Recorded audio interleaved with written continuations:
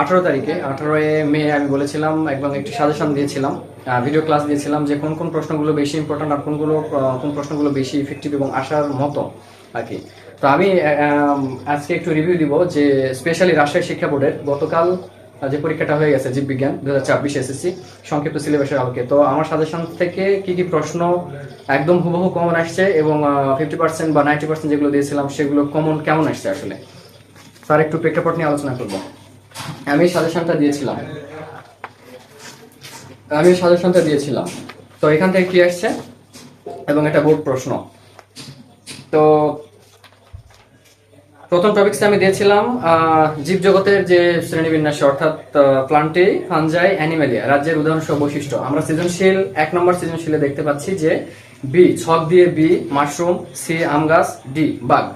তার মানে এখান থেকে কিন্তু 3টাই প্রশ্ন কমন, অর্থাৎ এখান থেকে আমি 8 মার্ক প্রশ্ন কমন দিয়েছি এবং তার সঙ্গে ছিল ICZN ICBN এর পুনরূপ হুবহু চলে আসছে এবং ফানজাই, প্লান্টি, অ্যানিমেলে 3টা রাজ্যের বৈশিষ্ট্য হুবহু চলে আসছে। তার মানে এখানে সৃজনশীলে আমি 8টা মার্ক কমন দিয়েছি একদম 100%। জীবের প্রজনন যদি ধরি একদম 100%-এর মধ্যে 100%। আমি একটি মডেল টেস্ট পরীক্ষা নিয়েছিলাম আমার এই ক্লাসে স্টুডেন্টদের।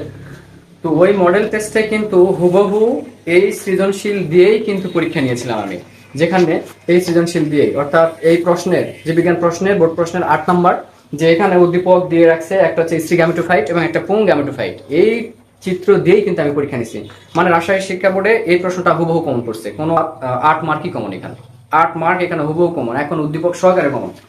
ওকে, আর আমার এই টপিক থেকে আসছে কি স্বপরাগান পরপরাগান সম্পর্কে লিখো। অলরেডি এখানে স্বপরাগান চলে আসছে, তারপরে পুং এবং স্ত্রী গ্যামেটোফাইটের উৎপত্তি সম্পর্কে লেখো, এটাও চলে আসছে, এবং নতুন স্পোরোফাইট গঠন বা নতুন উদ্ভিদ সৃষ্টি এটাও চলে আসছে। ওকে, এরপরে যদি আমি বলি জীবের বংশগতি নিয়ে যদি বলি 1 অনুপাত মটরশুঁটি মানে গাছের আলোকে ব্যাখ্যা করো, একদম চলে আসছে এটা। ওখানে শুধু পাট গাছ দিয়ে রাখছে আমি দেখি, এখানে শুধুমাত্র 3 ভাগ পাট গাছ, লম্বা পাট গাছ 1 ভাগ। আমি এখানে দিয়েছিলাম যে খাটো এবং লম্বা মটরশুঁটি, শুধুমাত্র সবকিছু ঠিক থাকবে। আমার এই সাজেশনের 5 নম্বর আছে মেন্ডেলের লম্বা এবং খাটো মটরশুঁটি পরীক্ষা 3 1 অনুপাত বর্ণনা করো, একদম হুবহু চলে আসছে। এরপরে কি আছে দৃশ্যকল্প 2 ঘটনাটি মেন্ডেলের সূত্রের আলোকে বিশ্লেষণ করো। আচ্ছা, ওই যে ক্রোমোজোমের মধ্যে ডিএনএ বংশগতিতে যে প্রভাব সৃষ্টি করে এই প্রশ্নটাও চলে আসছে। ক্রোমোজোমকে বংশগতির ভৌত ভিত্তি কেন বলা হয়, ডিএনএ এর যে ভূমিকা বংশগতিতে, ক্রোমোজোমের যে ভূমিকা অ্যাকচুয়ালি এই প্রশ্নটাও চলে আসছে। তার মানে আমার জীবের বংশগতি থেকে আমি এখানে ওদেরকে টোটাল কমন দিয়েছি 7 মার্ক এই সৃজনশীলে। ওকে, তারপরে কি আছে, এছাড়া দ্বিতীয় অধ্যায়ে আমি দিয়েছিলাম 4টা অঙ্গাণু দিয়েছিলাম, কোষীয় অঙ্গাণু দিয়েছিলাম, যে 4টা কোষীয় অঙ্গাণুর মধ্যে অবশ্যই একটা আসবে। তো এখানে কিন্তু অলরেডি নিউক্লিয়াস চলে আসছে 100% কমন। আমি দিয়েছিলাম কি মাইটোকন্ড্রিয়া, ক্লোরোপ্লাস্ট, নিউক্লিয়াস, কোষ প্রাচীর। এই পরীক্ষায় চলে আসছে নিউক্লিয়াস প্লাস বর্ণ সৃষ্টিতে প্লাস্টিড কিভাবে ভূমিকা পালন করে অর্থাৎ ক্লোরোপ্লাস্ট, এই 2টা অঙ্গাণু চলে আসছে 4টার মধ্যে। তার মানে এখানে আমি কিন্তু 50% কমন দিয়ে ফেলছি অলরেডি। তাহলে দেখা যাচ্ছে যে প্রশ্ন বিশ্লেষণ করে দেখা যায় সৃজনশীল আমি 46 মার্ক কমন দিয়েছি, এখানে সৃজনশীল 46 মার্ক কমন দিয়েছি, আর সংক্ষিপ্ত 8 মার্ক কমন দিয়েছি। কিভাবে 8 মার্ক কমন দিয়েছি, সংক্ষিপ্ত প্রশ্ন যদি আমরা একটু দেখি, মাইটোসিসকে সমীকরণিক কোষ বিভাজন বলা হয় কেন, চলে আসছে একদম প্রথম কোশ্চেন আমার, সমীকরণিক কোষ বিভাজন সম্পর্কে লিখো, একদম প্রথম প্রশ্ন আমার, তৃতীয় কোষ বিভাজনের প্রথম সাজেশন চলে আসছে। তারপরে কি উদ্ভিদের ফুলকে আকর্ষণীয় করতে প্লাস্টের ভূমিকা, ক্লোরোপ্লাস্ট যে অঙ্গাণুটা সেখান থেকে আসছে এই সংক্ষিপ্ত প্রশ্নটা। এরপর কি আছে এখানে, জীবজগতে মাইটোসিসের গুরুত্ব, হ্যাঁ এটা তো সৃজনশীলে চলে আসছে। তারপরে আসছে কি প্রোটোজোয়াতে অযৌন জনন দেখা যায় কেন, এই যে মাইটোসিস কোষ বিভাজন সম্পর্কে লেখো, সেম প্রশ্নের অ্যান্সার এখানে। ঠিক, শিম জাতীয় উদ্ভিদের যে কমেন্সেলিজম যে ব্যাপারটা, মিউচুয়ালিজমের ব্যাপারটা, এটাও হুবহু চলে আসছে। তাহলে আমরা দেখতে পাচ্ছি মোটামুটি আমি 54 মার্ক কমন দিয়েছি, যার মধ্যে মূল ব্যাপারটা হচ্ছে যে বংশগতি, জৈব ব্যক্তি, এখান থেকে কমন আসছে 8 মার্ক, 7 মার্ক, 8 মার্ক কমন দিয়েছি আমি, এবং জীবের প্রজনন যে উদ্ভিদ অংশ আছে এখান থেকে 100% কমন।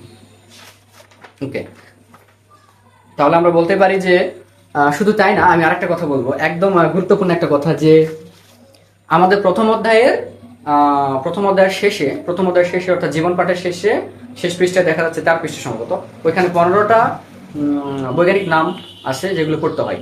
আমি কিন্তু সাজেশনে বলছিলাম যে তোমরা অবশ্যই যে জাতীয় জিনিসগুলো আছে, জাতীয় ফল ফুল যে বা প্রাণীগুলো, মাছগুলো, এই জিনিসগুলো থেকেই বেশি প্রশ্ন দেওয়া হয়। এখানে কিন্তু এমসিকিউ আমরা দেখতে পাচ্ছি যে ক সেট 26 সালের ক সেটে এমসিকিউ দেখতে পাচ্ছি কি যে বাংলাদেশের জাতীয় ফলের বৈজ্ঞানিক নাম কোনটি? অপশনে ছিল কি আর্টোকার্পাস হেটেরোফাইলাস, নিমফিয়া নৌচালি, কর্কোরাস ক্যাপসুলারিস, ম্যাগনিফেরা ইন্ডিকা, আর্টোকার্পাস হেটেরোফাইলাস।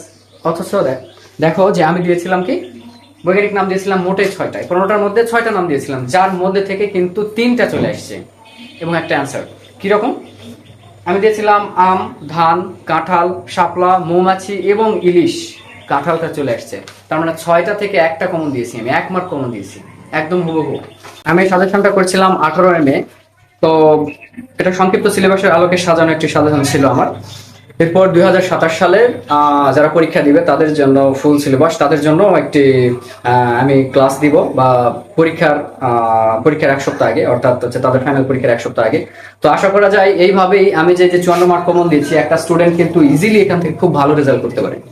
তার একটা সম্ভব কিন্তু, কারণ আমি এমন প্রশ্ন দিয়েছি 99% বলছিলাম, সেটা 100% চলে আসছে জীবের প্রজনন থেকে। আবার কি দ্বাদশ অধ্যায় ছিল জৈব ব্যক্তি, সেখান থেকে 100% প্রশ্ন কমন চলে আসছে। আবার কি কোষ বিভাজনের যে বিষয়টা, সেখান থেকে কিন্তু 50% কমন চলে আসছে।